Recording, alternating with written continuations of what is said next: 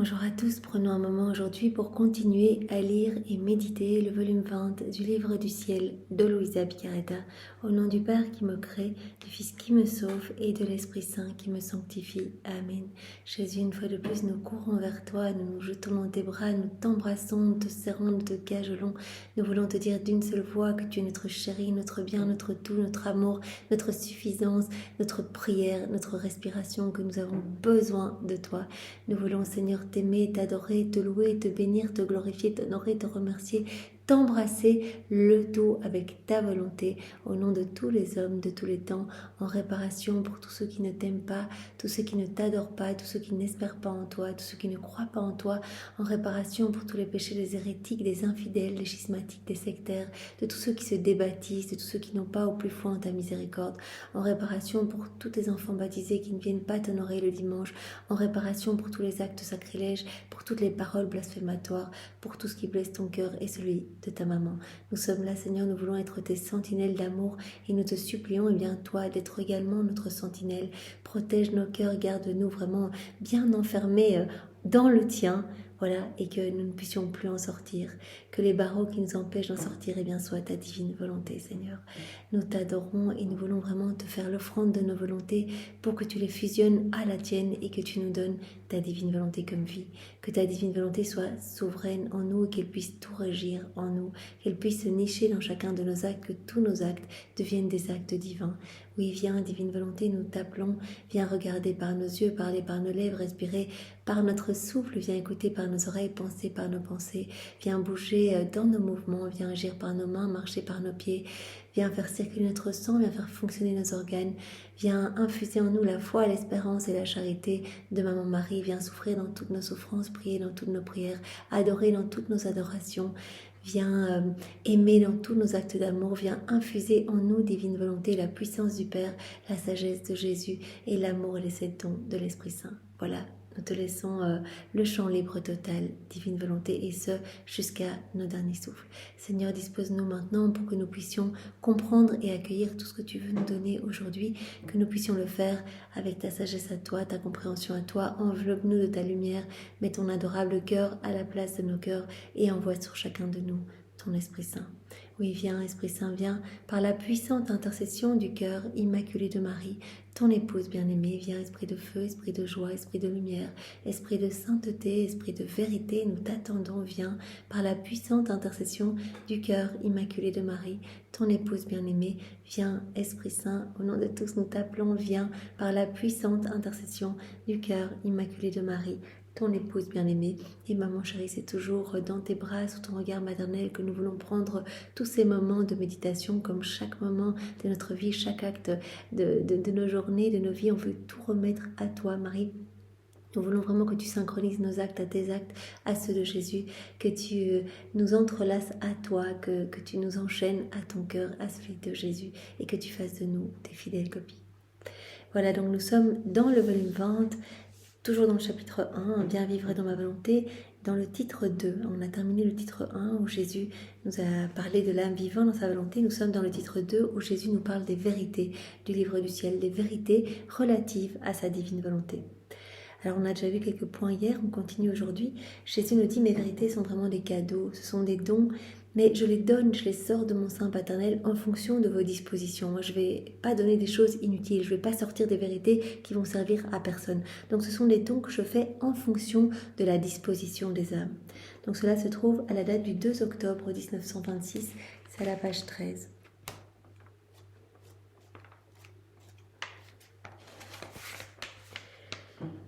J'étais extrêmement amère à cause de la privation de mon doux Jésus. Oh, comme j'allais mal, je ne pouvais plus le supporter. Mais alors que j'atteignais le sommet de la douleur, il se manifesta en moi, et tout affligé, il me dit « Ma fille, je regarde combien je dois étendre les frontières du royaume de ma volonté pour en donner possession aux créatures. Je suis en train de regarder combien je dois étendre les frontières de mon royaume pour donner la possession à tous mes enfants. De combien de connaissances je dois sortir. Parce que pour étendre les frontières du royaume, en fait, cela se fait par les connaissances que Jésus nous donne. Je sais qu'elles sont incapables de saisir l'infini que contient le royaume de ma volonté, parce qu'il ne leur est pas donné, comme créature, d'embrasser une volonté qui correspond à un royaume sans frontières. En fait, étant des créatures, elles sont toujours restreintes et limitées. Mais même limitées, je dispose des biens et de l'extension qu'elles doivent posséder selon leur disposition.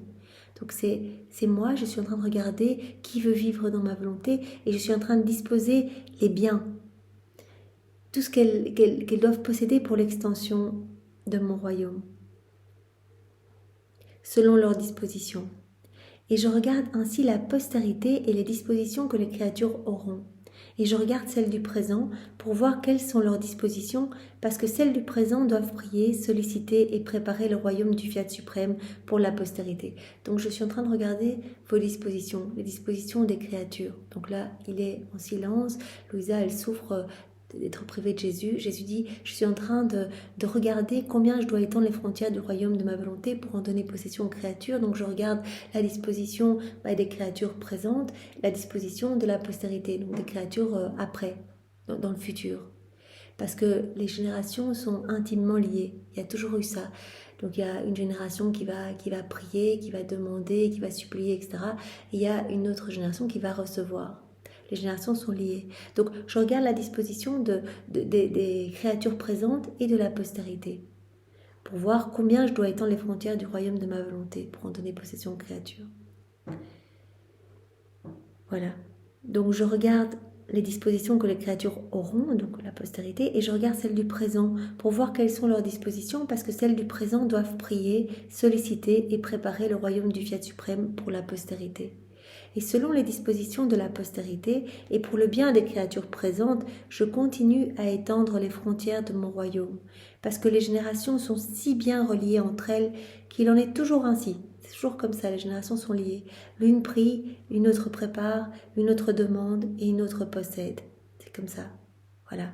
Jésus va nous dire, voilà, je suis venu sur la terre parce qu'il y a eu tout un peuple qui a soupiré après ma venue. La même chose s'est passée avec ma venue sur terre pour former la rédemption. Ce ne sont pas celles qui étaient présentes, qui avaient prié, soupiré et pleuré pour obtenir ce bien, mais celles qui vivaient avant ma venue. Donc là, Jésus nous explique que toutes les générations sont vraiment bien liées entre elles. Et selon les dispositions des créatures présentes et celles du passé, j'ai étendu les frontières des biens de ma rédemption. En fait, je n'accorde un bien que lorsqu'il peut être utile aux créatures. Jésus dit quand j'accorde un bien, c'est que ça va être utile. Je ne vais pas l'accorder si je vois que personne ne va en profiter, que ça va être utile à personne. Je ne vais pas sortir ça de moi si je vois que ça ne va pas être utile. Donc que ce soit pour les biens de la rédemption, donc j'ai regardé les dispositions des âmes présentes et de la postérité. Et j'ai regardé tous ces soupirs. Voilà, les dispositions des créatures. Je n'accorde un bien que lorsqu'il peut être utile aux créatures. Pourquoi le donner s'il ne peut leur être d'aucune utilité? Et cette utilité dépend de leur disposition. Donc Jésus fait de même avec ces vérités du livre du ciel. Il dit à Louisa, avant de les sortir, donc je regarde combien je dois étendre les frontières du royaume de ma volonté, donc combien de vérités je sors de mon sein paternel. Parce que je veux qu'elle puisse toutes porter du fruit. Je ne vais pas donner si ça va être inutile. Donc je regarde la disposition des âmes présentes et la disposition de la postérité, des âmes par la suite. Pourquoi donner un bien s'il ne peut être d'aucune utilité? Et cette utilité dépend de la disposition des créatures. Mais sais-tu quand j'étends les frontières de mon royaume? Quand je te manifeste une nouvelle connaissance concernant le royaume de ma volonté. Donc Jésus à chaque fois regarde avant de sortir une nouvelle vérité de son sein. C'est comme un enfant, c'est une vie divine qui sort de son sein. Il regarde si quelqu'un va la recevoir. Donc on peut être sûr que tout ce que nous lisons ici dans les écrits du ciel, Jésus a déjà vu que toutes ces vérités allaient porter du fruit, allaient être accueillies et vraiment allaient transformer les cœurs. Il sait quelle vérité va toucher quelle âme. C'est pourquoi avant de te manifester une vérité, avant de te la manifester, je regarde pour voir quelles sont les dispositions des créatures. Si cette vérité leur sera utile, ou bien si ce sera comme si je n'avais rien dit. En voyant que je veux étendre mes frontières davantage, donc donner plus de connaissances, pour leur donner plus de bien, plus de joie, plus de bonheur, et qu'elles ne sont pas disposées, j'en suis affligée et j'attends vos prières, vos rondes dans ma volonté, vos souffrances, afin de disposer les créatures présentes comme celles de la postérité. Donc je garde le silence et j'attends alors des prières, des souffrances offertes, des rondes, etc. dans ma volonté pour que voilà, je puisse donner une nouvelle vérité. Parce que chaque fois que vous faites des actes dans la divine volonté, ça impacte partout, il n'y a pas de temps en Dieu. Et donc quand on fait des actes, il y a quelque chose qui se passe dans les cœurs. Et donc les cœurs s'ouvrent, se disposent. Et donc Jésus peut donner de nouvelles manifestations. Donc quand je veux étendre mes frontières, donner davantage de connaissances, étendre mes frontières pour donner plus de bien, plus de joie, plus de bonheur, et que je vois les créatures non disposées, j'en suis affligée, alors j'attends vos prières, vos rondes dans ma volonté, vos souffrances, afin de disposer les créatures présentes comme celles de la postérité. Et alors je reviens avec de nouvelles surprises. Je reviens alors aux nouvelles surprises des manifestations de ma volonté. Voilà. Donc par nos actes, par nos rondes, eh bien, voilà, les créatures se disposent et Jésus donne de nouvelles vérités. Parce qu'il n'y a pas de temps. Donc même ce qu'on fait maintenant, eh bien, voilà, Jésus a pu sortir des vérités de son sein et les donner à Louisa, les placer dans le cœur de Louisa pour qu'elles puissent être partagées pour les générations humaines. Eh bien, voilà, cela a pu se faire parce qu'aujourd'hui, nous faisons nos actes, nos rondes. Et Jésus a pu voir, hop, la disposition dans les cœurs. Non seulement les âmes présentes, mais aussi la postérité. Donc toutes les âmes que nous sommes, voilà, Jésus a pu nous voir et il a vu des cœurs s'ouvrir, etc. Et donc il a sorti ces vérités. Je reviens alors aux nouvelles surprises des manifestations de ma volonté, quand je vois les cœurs s'ouvrir. C'est pourquoi je suis affligée lorsque je ne te parle pas. Ma parole est le plus grand don. C'est une nouvelle création, et incapable de la sortir de moi à cause des créatures qui ne sont pas disposées à la recevoir, je ressens en moi le poids du don que je veux faire, et je demeure affligée et taciturne. Donc quand je ne te parle pas, en fait, je suis en train d'attendre que les créatures soient disposées à recevoir. Parce que ma parole, il n'y a pas de plus grand don qui soit. Et parfois, par manque de disposition des créatures, je ne peux pas sortir ce cadeau de moi. Je ressens en moi alors le poids du don que je veux faire et je demeure affligée et taciturne. Et mon affliction augmente encore plus en te voyant affligée à cause de moi. Et toi, ne m'entendant pas, ne me voyant pas parler, etc., t'es triste et tu vis cette amertume d'être privée de moi. Et donc, ça me rend encore plus triste. Donc je suis déjà triste parce que je ne peux pas sortir cette vérité, parce que je vois que les âmes ne sont pas disposées, donc j'attends qu'elles se disposent pour sortir une nouvelle vérité. Et puis mon affliction augmente en te voyant affligée à cause de moi. Si tu savais combien je ressens ta tristesse et comme elle se déverse dans mon cœur, ma volonté l'entraîne au plus profond de mon cœur, parce que je n'ai pas deux volontés divines, mais une seule.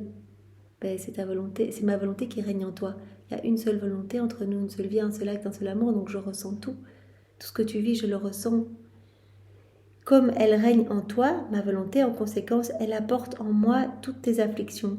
Par conséquent, prie et poursuis ton vol dans le fiat suprême, afin de demander que les créatures se disposent et que je puisse recommencer à parler. Après quoi il garda le silence et je restais plus affligée qu'avant. Je ressentais tout le poids que Jésus supportait à cause du manque de disposition des créatures. Quand les créatures ne sont pas disposées, Jésus ne peut pas donner, parce qu'il ne fait rien d'inutile. Donc, il attend que les créatures soient disposées pour donner de nouvelles manifestations de son amour, toutes ces manifestations, toutes ces vérités, ces connaissances. Donc, nous pouvons travailler à ouvrir les cœurs par nos actes, nos rondes. Puisqu'il n'y a pas de temps, même nous, ce que nous faisons aujourd'hui, eh bien, ça prépare les cœurs. Et donc, Jésus a vu les cœurs s'ouvrir et donc il a sorti ces nouvelles vérités. Donc, on participe aussi à cela. Après quoi Jésus garda le silence et je restais plus affligée qu'avant. Je ressentais tout le poids que Jésus supportait à cause du manque de disposition des créatures. Je pensais que Jésus ne voulait plus me parler plus longtemps, mais voulant me sortir de mon affliction et aussi pour se réjouir lui-même, il me dit « Ma fille, courage, crois-tu que tout ce qui s'est passé entre moi et toi sera connu ?» Non, ma fille, je ferai connaître ce qui est nécessaire, ce qui concerne le royaume du Fiat suprême. Donc, il rassure aussi Louisa qui s'inquiète, elle a peur que tous les moments d'intimité avec Jésus soient révélés. Et Jésus dit non, je révélerai uniquement ce qui est nécessaire pour que les âmes puissent vivre dans ma volonté, connaître ma volonté, l'aimer et désirer ce royaume si saint et se laisser régir par ma volonté. Mais je ne dirai pas tous les secrets qu'il y a eu entre nous. Ou plutôt je serai encore plus généreux comparé à ce que les créatures prendront de ce royaume. Alors quand je vois les créatures disposées, je sors des vérités, mais j'en donne en abondance en fait. Je suis généreux en fait dans les exemples que je vais donner. C'est vrai que là on peut le voir, mais Jésus nous donne une multitude voilà, de cas de figure, etc. Enfin, il nous explique ça sous différentes formes pour que vraiment on ait toujours quelque chose à mastiquer. Il nous a dit dans un autre passage, si je donne autant de vérité, c'est pour que pour les âmes qui sont disposées, eh bien elles puissent, voilà, elles puissent avoir toujours quelque chose en fait à lire, à comprendre, à digérer, voilà, qu'elles puissent ne pas se lasser. Parce qu'on n'aurait qu'un seul petit volume de vérité, ben on passerait vite à autre chose. Mais là, c'est toujours nouveau et on s'enfonce toujours davantage dans cette mer de lumière. Au plus on lit, au plus voilà, on grandit dans cette ressemblance divine, dans cette sainteté divine. Et au plus, Jésus va nous enseigner de manière plus profonde ces vérités. Donc la première fois, on va comprendre d'une façon. Et puis au plus on avance, on va le lire une deuxième fois, troisième fois, etc. Et chaque fois, Jésus a quelque chose de nouveau à nous enseigner. Donc je serai généreux. Je serai encore plus généreux comparé à ce que les créatures prendront de ce royaume, pour leur donner le champ libre afin d'avancer de plus en plus et de leur laisser étendre leur possession de l'Emphiat suprême, pour qu'elles ne puissent jamais dire « c'est assez, nous n'avons pas d'autre endroit à atteindre », qu'on ne puisse jamais se lasser. Jésus va nous donner en abondance.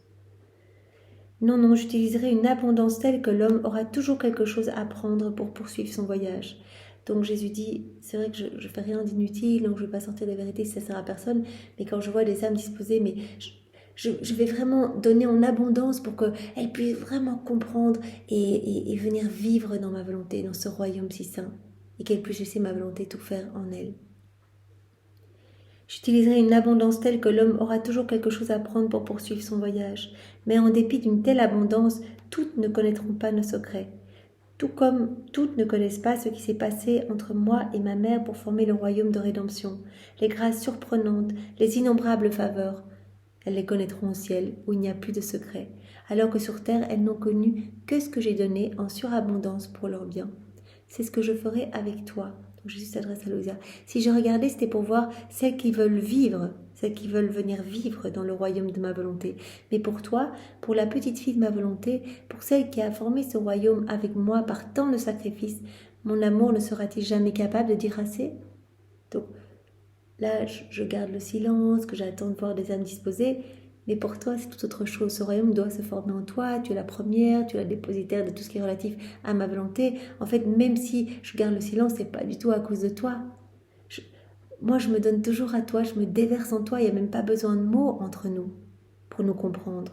Nous voir, c'est nous comprendre. Donc, en toi, je déverse toujours des flots de grâce, de bénédiction. Et voilà, le simple fait de me déverser en toi, eh bien, je me révèle à toi. On ne fait qu'un. Voilà, mon amour sera-t-il jamais capable pour toi de dire assez, ou de renier ma parole envers toi, ou de ne pas continuer à déverser en toi le flot de mes grâces? Non, je ne le peux pas. Je ne le peux pas, ma petite fille. Ce n'est pas dans la nature de mon cœur ni de ma volonté qui contient un acte continuel, jamais interrompu, de donner et de donner toujours de nouvelles surprises à celle qui ne connaît pas d'autre vie que la vie dans ma volonté. Donc pour toi, je te donnerai toujours de nouvelles surprises, de nouveaux épanchements d'amour, de nouvelles manifestations, etc. Pas besoin de mots entre nous. Je me déverse en toi. Donc si tu me vois taciturne, ce n'est pas à cause de toi, parce que toi et moi n'avons pas besoin de mots pour nous comprendre. Nous voir, c'est nous comprendre. Donc si tu me vois taciturne, c'est parce que je regarde voilà, les générations humaines pour voir qui veut venir vivre dans ma volonté, etc. Voilà, est-ce que voilà, je regarde pour étendre les frontières de mon royaume pour les âmes. Voilà, je prévois les biens que je vais donner, etc. Mais pour toi, je ne vais pas dire c'est assez. Pour toi, je me déverse continuellement.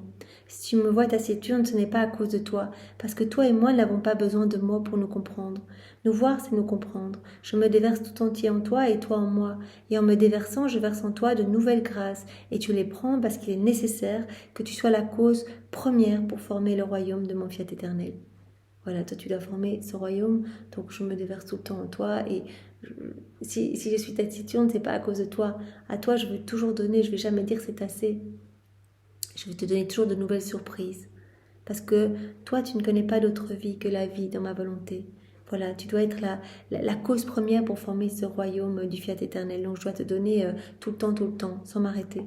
Ce qui ne sera pas nécessaire pour celles qui n'auront qu'à vivre en lui. Toi, tu vas devoir faire beaucoup plus que les autres. Tu vas devoir vivre beaucoup plus de sacrifices que les autres parce que c'est toi qui dois former ce royaume. Et donc à toi, je dois donner beaucoup plus aussi. Avec toi, il ne s'agit pas seulement de vivre en lui, mais de le former. Et par conséquent, Jésus doit abonder en toi pour te donner les matériaux bruts nécessaires à la formation d'un royaume si saint. C'est ce qui se passe également dans le bas monde. Celui qui doit former un royaume a besoin de beaucoup de moyens, de beaucoup de matériaux bruts, alors que celui qui ne veut former qu'une ville a besoin de beaucoup moins. Et celui qui veut simplement y vivre peut le faire avec très peu de moyens. Louisa, elle a dû beaucoup souffrir, c'est pareil, d'essayer dans son lit, etc. Elle a dû passer des nuits, des jours à écrire, I'm victim. Il ne sera pas demandé cela à nous. Nous, on veut juste venir vivre dans la divine volonté, dans ce royaume si saint. Louisa, avec Jésus, a formé ce royaume en elle. Les portes sont réouvertes. Nous pouvons maintenant y accéder. Il suffit que nous donnions notre oui et quelque part le tour est joué. Jésus va venir nous aider, nous mettre en mouvement pour faire nos actes, nos rondes, nous pousser à revenir dans ses écrits du ciel, etc. Donc il est plus demandé évidemment à celle qui doit être la cause première pour former le royaume du fiat éternel, à celle qui doit former ce royaume avec Jésus. Et Jésus dit donc pour toi, je dis jamais c'est assez, pour toi ce sont des déversements continuels de grâce, je vais toujours te donner, toujours de nouvelles surprises et sans jamais dire c'est assez. C'est la même chose dans ce bas monde, celui qui doit former un royaume a besoin de beaucoup de moyens, de beaucoup de matériaux bruts, alors que celui qui ne veut former qu'une ville a besoin de beaucoup moins. Et celui qui veut simplement y vivre peut le faire avec très peu de moyens. Les sacrifices que doit faire celui qui veut former un royaume ne sont pas nécessaires pour celui qui prend la décision juste de vivre dans ce royaume. Par conséquent, je veux que tu travailles à la formation du royaume du Fiat suprême et ton Jésus s'occupera du reste. Donc Jésus nous a dit dans ce passage, voilà, moi je fais pas les choses inutilement, donc je regarde toujours, c'est pour ça que je reste taciturne quand tu ne m'entends pas te dire des vérités, je reste taciturne en toi parce que je suis en train de regarder qui veut vivre dans ma volonté, je suis en train de regarder pour étendre les frontières de mon royaume, c'est-à-dire donner des nouvelles connaissances, donc je vais les donner si les âmes sont disposées, donc tant les âmes présentes que la postérité. Donc je suis en train de regarder. Évidemment, les générations sont liées. Donc il y a une génération qui prie, une qui demande, une qui va recevoir, qui va posséder. Donc je regarde la disposition de toutes les âmes. Et si je vois que les âmes ne sont pas disposées, je ne sors pas une vérité de mon sein paternel. Donc j'attends. Et donc j'attends les ronds, j'attends les petites souffrances offertes, j'attends les actes, etc. pour que les âmes se disposent pour pouvoir sortir une nouvelle vérité.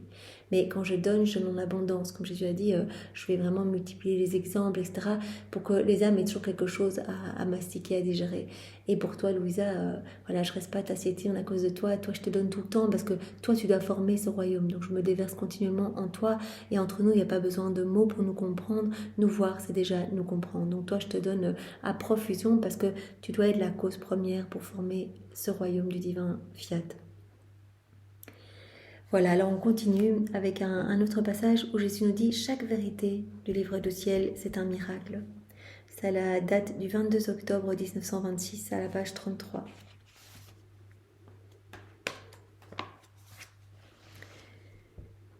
Toute parole, donc c'est dans tout bas de la page, toute parole, vérité et manifestation sur ce royaume est un miracle sorti de ma volonté, un préservateur de tous les maux.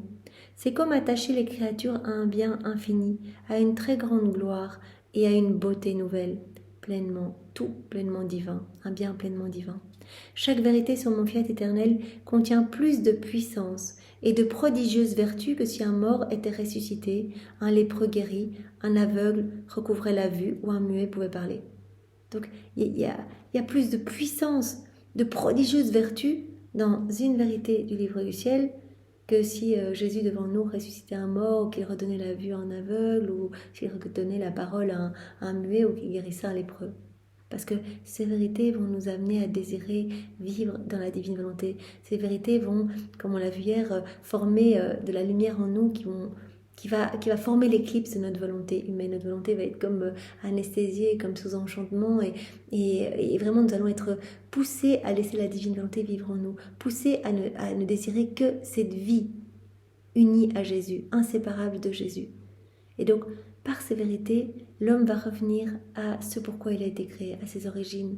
Il va revenir à cette place qu'avait Adam dans son état d'innocence. Donc Jésus dit, chaque vérité vaut plus que toute la création. Chaque vérité, c'est un enfant que je sors de moi. C'est une vie divine. Chaque vérité vaut plus que tous les miracles que j'ai pu accomplir. Chaque vérité contient plus de puissance et de prodigieuses vertus que si je ressuscitais un mort ou que je guérissais devant vous un paralysé.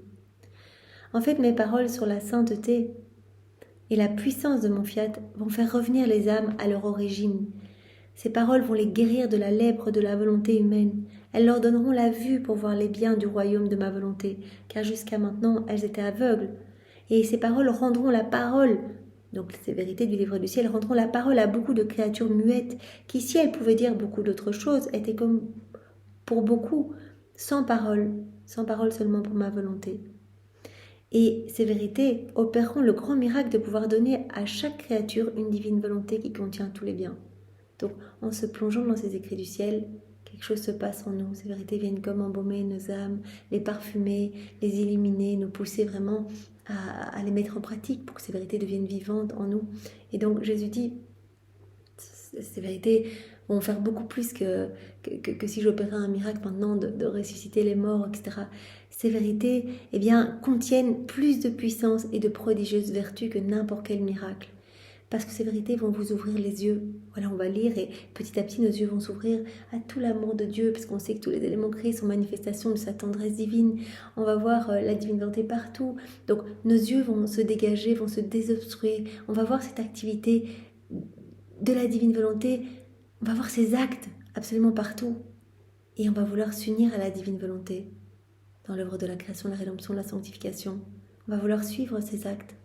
On va vouloir unir nos petits actes aux siens pour que nos actes et les siens ne fassent qu'un. Donc nos yeux vont s'ouvrir, nos bouches vont s'ouvrir, on ne pourra faire rien d'autre que parler de la divine volonté, c'est tellement beau, c'est tellement un trésor, et c'est vraiment ce mouvement de la divine volonté qui va nous amener à en parler sans cesse.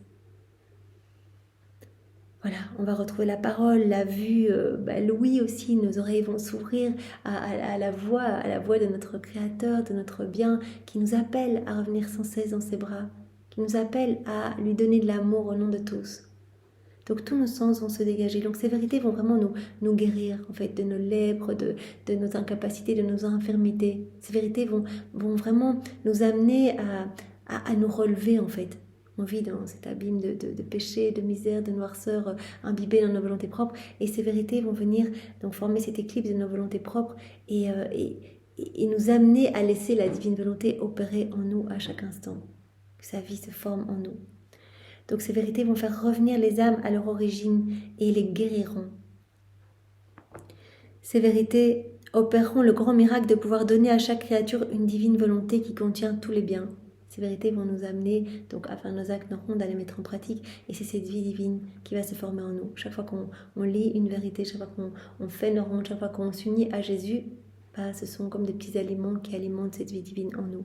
Donc cette vie d'amour, cette vie de lumière, cette vie de sainteté, cette vie de prière, la vie même de Jésus se forme en nous. Donc ces vérités opéreront le grand miracle de pouvoir donner à chaque créature une divine volonté qui contient tous les biens.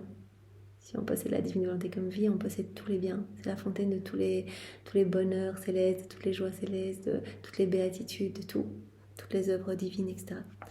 Que ne leur donnera pas ma volonté lorsqu'elle sera en possession de tous les enfants de son royaume? C'est pourquoi je veux que tu continues à œuvrer en vue de mon royaume. Et il y a beaucoup à faire pour préparer le grand miracle que ce royaume du fiat soit connu et possédé. Par conséquent, sois attentive en traversant la mer infinie de ma volonté, afin que soit établi l'ordre entre le Créateur et la créature. Ainsi, à travers toi, je serai capable de faire le grand miracle du retour vers moi de l'homme, vers son origine. Donc sois attentive à bien tout écrire, parce que ces vérités vont vraiment être comme des aimants, elles vont inciter mes enfants à revenir à moi, à revenir dans mes bras. Voilà, ces vérités vont opérer dans les cœurs, donc tu dois tout écrire, afin que soit établi l'ordre entre le Créateur et la créature. Que ce soit ce grand miracle du retour vers moi de l'homme, retour vers son origine. Je pensais alors à ce qui est écrit ci-dessus, spécialement que chaque parole et manifestation sur la suprême volonté est un miracle. Et Jésus, pour me confirmer dans ce qu'il avait dit, ajouta « Ma fille, quel est selon toi le plus grand miracle lorsque je suis venue sur la terre ?» C'est quoi le plus grand miracle? Ma parole, l'évangile que j'ai donné, ou bien le fait que j'ai rendu la vie aux morts, la vue aux aveugles, l'ouïe aux sourds, etc. Pour toi, c'est quoi le plus grand miracle?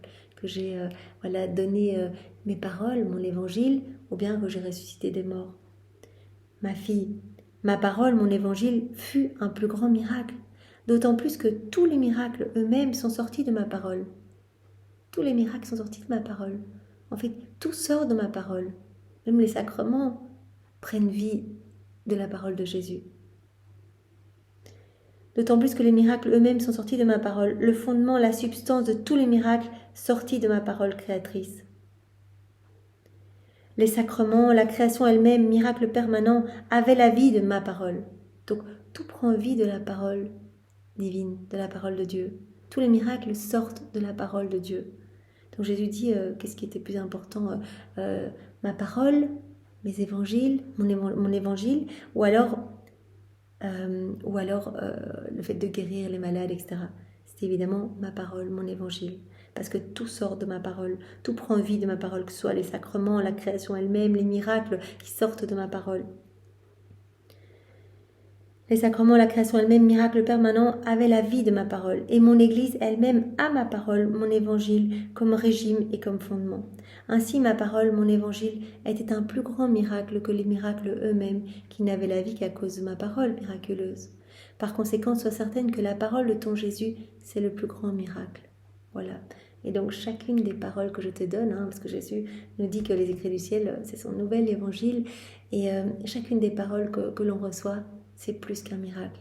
C'est plus que si Jésus est occupé à guérir une personne super malade ou chasser les démons, etc. C'est plus que tout ça, parce que tout sort de sa parole. Donc sois certaine que la parole de ton Jésus, c'est le plus grand miracle. Ma parole, elle est comme un vent puissant qui court, martèle, oui, entre dans les cœurs, réchauffe, purifie, illumine, passe de nation à nation. Il couvre le monde entier et parcourt tous les siècles. Donc ma parole va être comme ce vent qui va courir, qui va marteler l'ouïe, qui va entrer dans tous les cœurs, qui va purifier, qui va réchauffer, qui va illuminer, qui va passer d'un endroit à l'autre, qui va parcourir tous les siècles. Qui pourrait tuer et enterrer une seule de mes paroles? Personne. Et s'il semble parfois que ma parole soit silencieuse et comme cachée, elle ne perd jamais la vie. Lorsqu'on s'y attend le moins, elle sort et se fait entendre partout. Personne ne peut éteindre une de mes paroles. Des siècles vont passer durant lesquels tout, les hommes et les choses, sera englouti et disparaîtra. Mais ma parole ne passera jamais. Voilà. Les siècles vont passer, les choses vont passer. Vous êtes tous appelés à vous éteindre à un moment. Et ma parole, elle ne passera pas. Tout sera englouti, disparaîtra. Mais ma parole ne passera jamais parce qu'elle contient la vie. Le pouvoir miraculeux de celui d'où elle est sortie. Par conséquent, je confirme que chaque parole, chaque manifestation que tu reçois sur mon fiat éternel, c'est le plus grand des miracles qui servira le royaume de ma volonté. Chaque manifestation, c'est le plus grand des miracles qui va servir le royaume de la divine volonté. Et c'est pourquoi je te presse tellement et que je tiens tant à ce que chacune de mes paroles soit manifestée et écrite, parce que j'y vois un miracle qui me revient et qui apportera tant de bien aux enfants du royaume du divin fiat. Je suis pressée que ces vérités puissent se propager parce que je sais tout le bien que cela va apporter à mes enfants, les enfants du royaume de mon Dieu. Tous ceux qui vont se plonger dans ces écrits du ciel. Alors on continue avec un autre passage. Mes vérités sont le meilleur moyen pour hâter la venue de ma divine volonté sur la terre, donc la venue de mon royaume sur la terre. Alors c'est à la date du 1er janvier 1927, c'est à la page 115.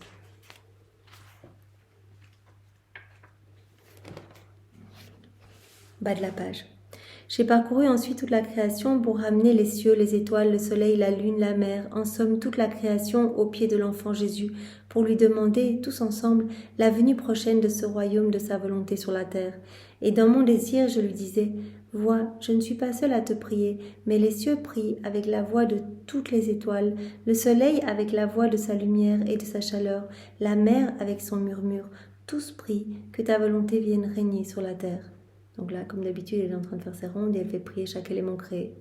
Voilà. Elle fait prier en fait la divine volonté qui se trouve dans ces éléments créés. Tous te prient que ta volonté vienne régner sur la terre.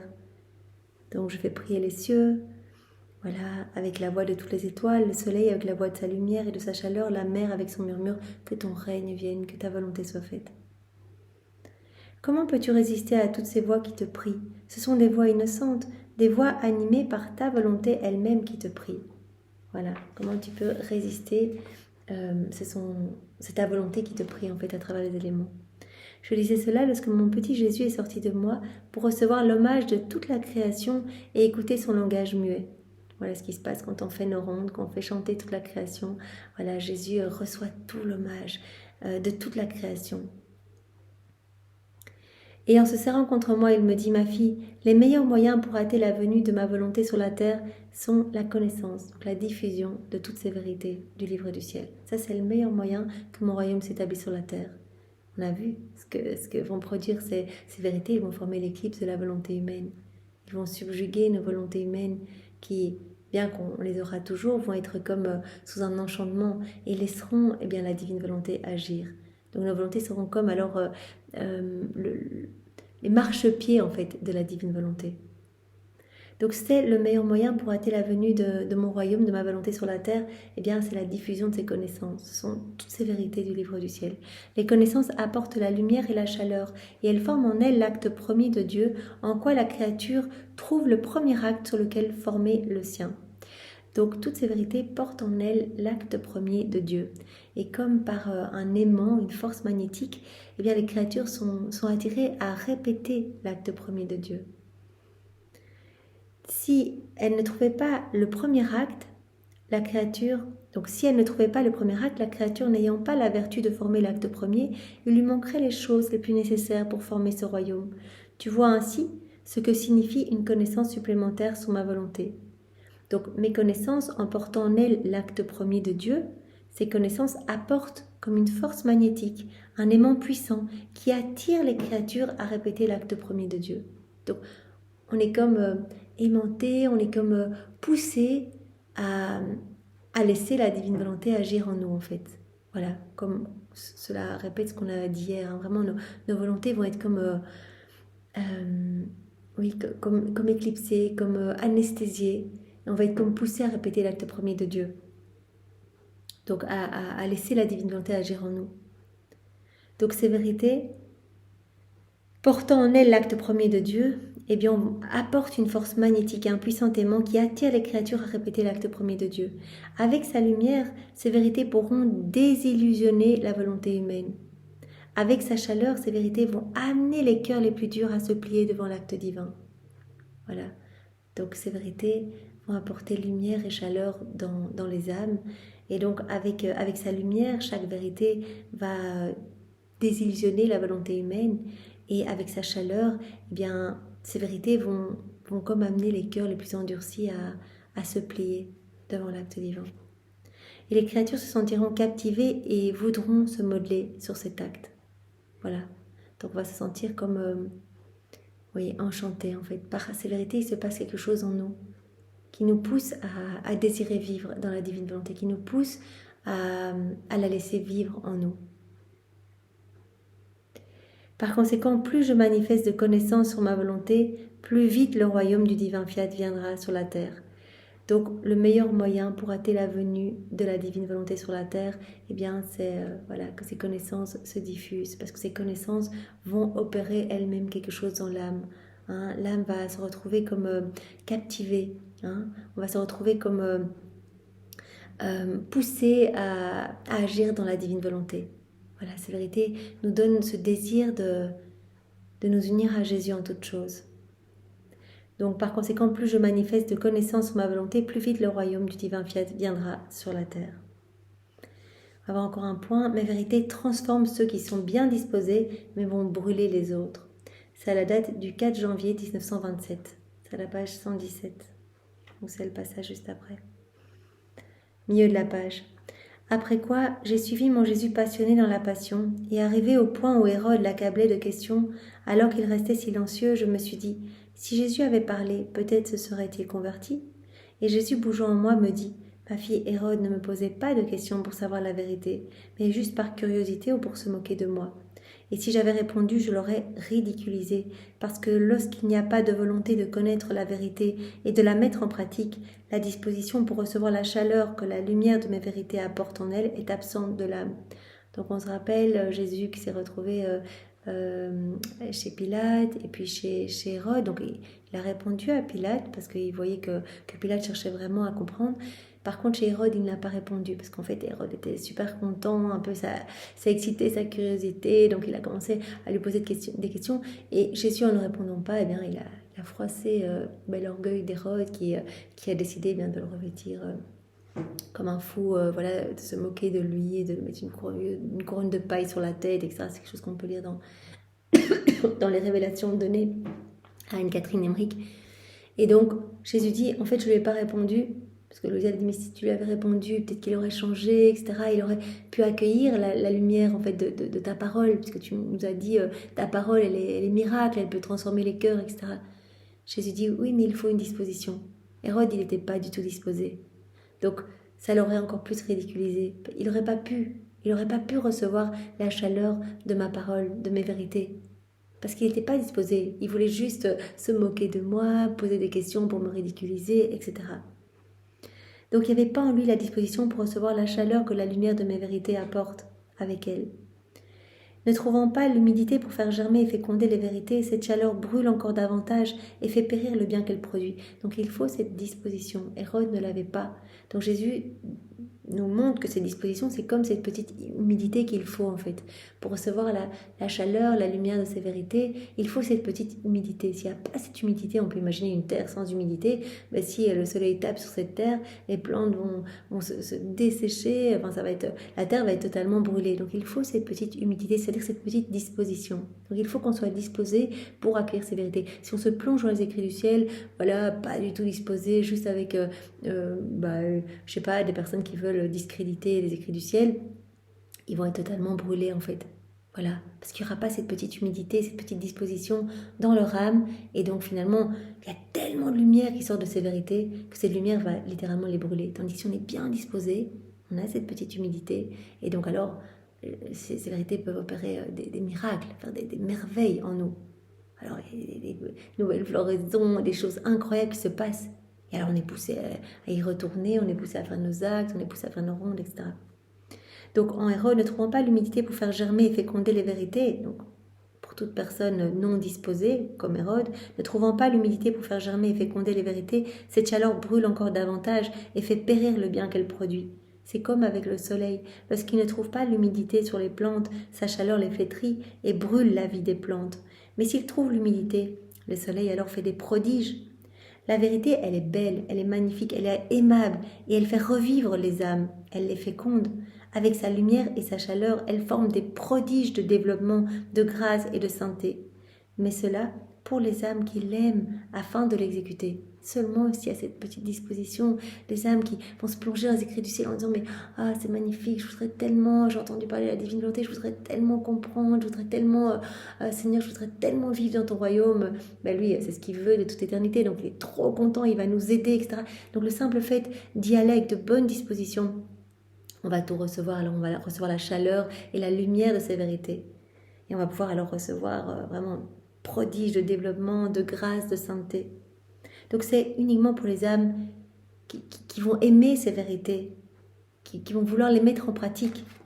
Par contre, avec les âmes qui ne l'aiment pas pour l'exécuter, c'est plutôt la vérité qui va se moquer d'elle. Donc voilà, Jésus n'a rien dit à Hérode qu'il n'était pas du tout disposé, qu'il n'aurait pas pu recevoir la lumière et la chaleur des paroles de Jésus. Chaque parole est un miracle qui peut vraiment opérer des merveilles dans les cœurs, mais il faut une petite disposition. Donc, toutes ces vérités vont vraiment porter beaucoup de fruits pour les âmes qui sont disposées. Voilà, il va se passer des choses incroyables, des miracles dans nos cœurs qui vont s'opérer si on est un petit peu disposé. Mais ces vérités, au contraire, vont brûler les âmes qui ne sont pas disposées. Il y a trop de lumière. Donc ces vérités qui ne sont pas, ces âmes qui ne sont pas disposées vont rien comprendre du tout. Elles vont sentir vraiment juste toute cette lumière. Et donc voilà, elles ne recevront pas en fait le bien contenu dans ces vérités. Alors on peut encore voir un point. Chaque vérité est une clé, une porte, un chemin pour faciliter l'entrée dans le royaume de la divine volonté. C'est la date du 3 février 1927. C'est la page 145.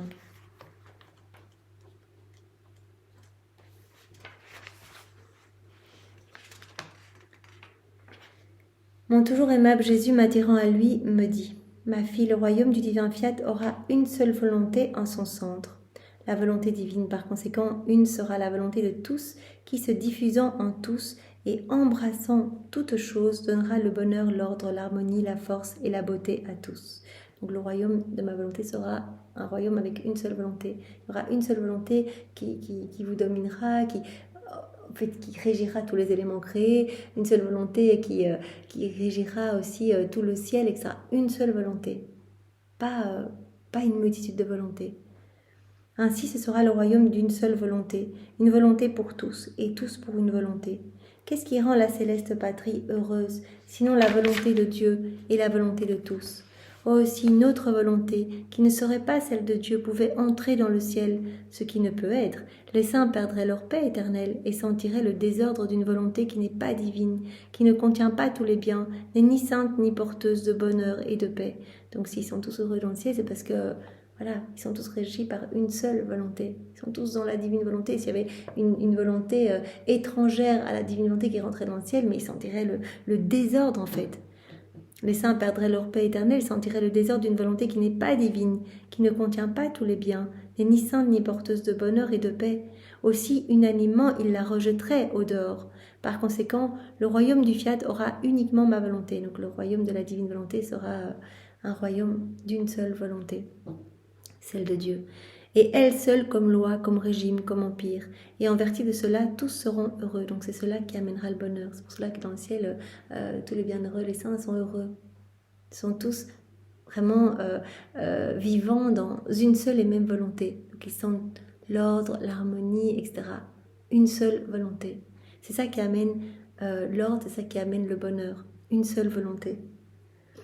Donc le royaume du fiat aura uniquement ma volonté, et elle seule comme loi, comme régime, comme empire.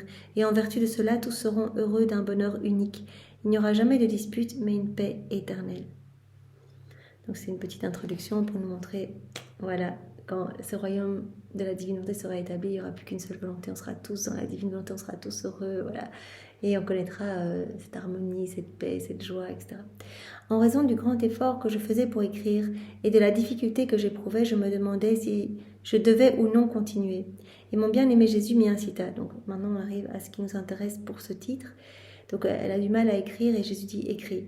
Ma fille, chaque parole additionnelle sur ma volonté peut être une clé de plus pour ouvrir le royaume du fiat suprême. Chaque connaissance peut être une nouvelle porte pour faciliter l'entrée aux enfants de son royaume. Chaque comparaison concernant ma volonté est un chemin de plus qui est formé afin de faciliter les communications de ce royaume. Donc tu dois écrire parce que chaque vérité de plus, tout ce que je te donne, chaque vérité de plus, c'est une nouvelle porte, un nouveau chemin, une nouvelle clé, une nouvelle voie. En fait, et cela va faciliter l'accès au royaume de ma volonté pour les âmes qui désirent y vivre. Donc non seulement tout ce que je te donne, ça va constituer, ça va former comme les fondations de mon royaume, mais aussi ça va en faciliter l'accès pour toutes les âmes qui désireront y vivre. Donc, chaque parole additionnelle sur ma volonté peut être une clé de plus pour ouvrir le royaume du fiat suprême. Chaque connaissance peut être une nouvelle porte pour faciliter l'entrée aux enfants de son royaume. Chaque comparaison concernant ma volonté, c'est un chemin de plus qui est formé pour faciliter les communications de ce royaume. La plus petite chose concernant mon fiat, c'est une palpitation de son cœur que je veux former au sein des enfants de son royaume. Et il n'est pas approprié, ma fille, d'étouffer cette palpitation. Donc chaque vérité additionnelle, c'est une clé de plus pour ouvrir le royaume de la divine volonté. C'est une porte de plus, c'est une voie de plus, c'est une communication de plus, c'est un chemin de plus, c'est une palpitation divine de plus. Et donc tout cela doit aider, voilà, Jésus dit, il faut que toutes ces vérités, ces manifestations, ces exemples, etc., et bien que tout soit écrit pour faciliter toutes les âmes qui voudront vivre dans ma volonté, pour leur faciliter l'accès à ce royaume. Voilà. Donc chaque vérité de plus, la plus petite chose concernant mon fiat, c'est une palpitation de son cœur que je veux former au sein des enfants de son royaume. Et il n'est pas approprié, ma fille, d'étouffer cette palpitation. Ce battement de cœur apportera une vie nouvelle et divine, bilocalisée de ce battement de cœur. pour le bonheur de ceux qui auront la bonne fortune de posséder ce royaume. Chaque vérité est aussi une vie divine. Voilà. Ne sais-tu pas que pour pouvoir dire qu'un royaume existe, il faut premièrement le former et ensuite dire qu'il existe. Donc ces vérités vont servir de fondation pour la formation de ce royaume. Il est par conséquent nécessaire de former les chemins, les portes de sécurité, les clés d'or non forgées avec un métal quelconque, afin de faciliter l'entrée dans le royaume de ma volonté. Donc ces vérités vont servir non seulement à former ce royaume, servir de fondation pour ce royaume, mais également vont servir à en faciliter l'accès pour toutes les âmes qui désireront, désireront le posséder, vivre dans ce royaume. Un chemin de moins, une clé introuvable, une porte fermée à clé peuvent rendre l'entrée dans ce royaume plus difficile. Par conséquent, tout ce que je te dis sert non seulement à former ce royaume, mais aussi à faciliter le travail de celles qui veulent le posséder. Ainsi, la fille première-née de ma volonté doit s'efforcer de faciliter tout ce qui concerne le royaume du fiat éternel. D'ailleurs, hier, Jésus disait à Louisa, peut-être que pour toi, ça paraît inutile de le mettre par écrit, ça te paraît petite chose, etc., chose que tu as bien ancrée, mais même une petite chose peut vraiment devenir un rocher d'or très pur, peut être métamorphosé en rocher d'or très pur, formant les fondations pour le royaume. Donc, tout est important, tu dois tout écrire, parce que chaque manifestation de plus va non seulement former ce royaume, mais va aider. Ça va former comme une voie supplémentaire, un chemin, une porte, une clé, tous des accès supplémentaires pour aider les âmes qui désireront posséder ce royaume, vivre dans la divine volonté. Donc voilà, tout ce que je te dis sert non seulement à former ce royaume, mais aussi à faciliter le travail de celles qui veulent le posséder. Ainsi, la fille première-née de ma volonté doit s'efforcer de faciliter tout ce qui concerne le royaume du fiat éternel. Voilà, alors on va encore voir un point, tout petit, quelques lignes. Jésus nous dit combien j'aime quand on partage autour de mes vérités. C'est à la date du 9 octobre 1926, c'est à la page 19.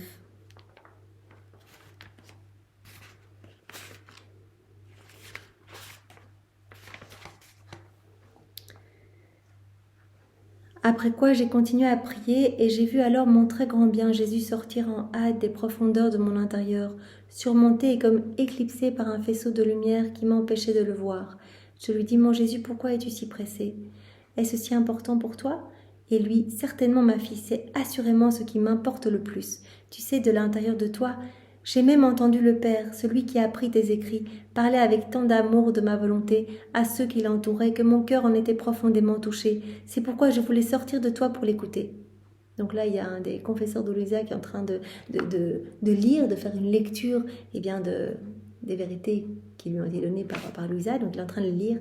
Et Jésus aime tellement quand on parle de sa divine volonté que voilà, il court, il se précipite pour sortir de Louisa, pour écouter ce que le Père dit. Je voulais sortir de toi pour l'écouter.